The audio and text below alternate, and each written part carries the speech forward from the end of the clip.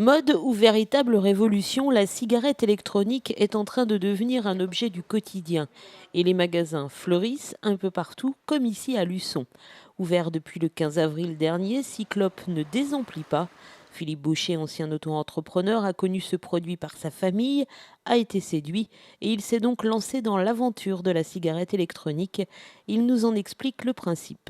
Alors une cigarette électronique, c'est composé d'une batterie. Cette batterie, elle se recharge par un port USB, un câble USB sur un ordinateur. La charge est à peu près de 2 heures. De toute manière, elle s'arrête toute seule. Et la cigarette électronique est constituée d'un réservoir avec un embout qui se dévisse pour faire le plein du produit. Ce produit, c'est ces flacons-là.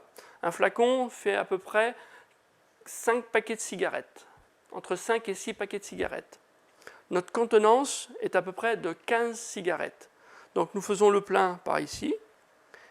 Et la batterie alimente une résistance qui est entourée dans une mèche. Quand on actionne le bouton, on envoie du courant à la mèche qui chauffe le produit et qui le met en vapeur. Donc là, vous aspirez la vapeur. Pas de goudron, pas d'odeur de tabac, peu de nicotine, la cigarette électronique semble avoir toutes les vertus.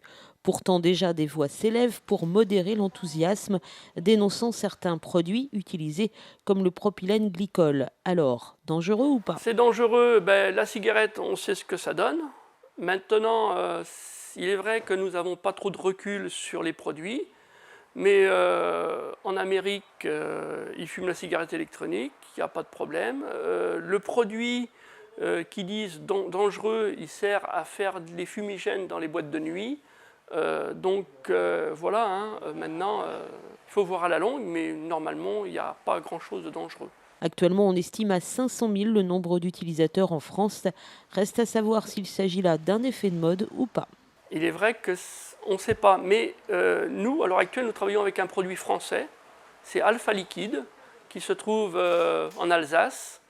Donc là, c'est un avantage, on travaille avec un produit qu'on connaît.